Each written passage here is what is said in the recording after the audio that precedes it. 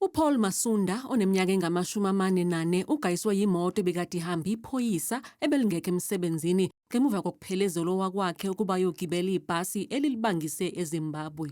As soon as the bus departed, he tried to go and hike back to go back to his location.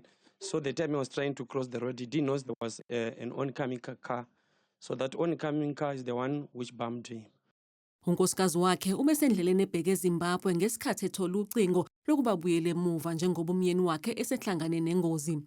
Ngeshwa kanti naye nengane yabo enonyaka owodwa bazovelelwa yilo mshophi njengoba begayiswe yimoto ebihamba ungqongqoshe wezempilo u-Aaron Motsoaledi. Imoto kaMotsoaledi kubikwa ukuthi ibishayelwa yilungu lophiko oluvikela izikhulu zikahulumeni i-Protection Security Services olusebenza ngaphansi kwe-SAPS.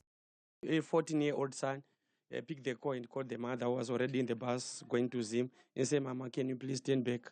The father has been bumped with the car. He's already dead." So as soon as the mama turned, he tried also to cross the road. He was carrying the 1-year-old baby at the back. So when he tried to cross the road, that's when he was also bumped with the minister's car. That's what really happens there, something which is terrible for the family. Imindeni yombili isashaqekile kanti ibingakalitholi usizo oluvela kuhulumeni.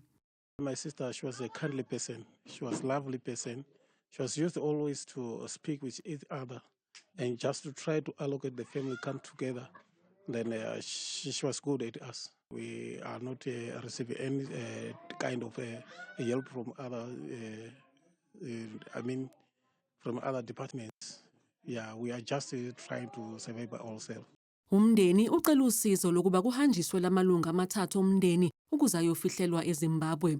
Kuvulwa amacala amabili okubulala ngokungenhloso kanti uphiko luphenya izenzo zamaphoyisa i-IPID luphenya lezigameko zombili.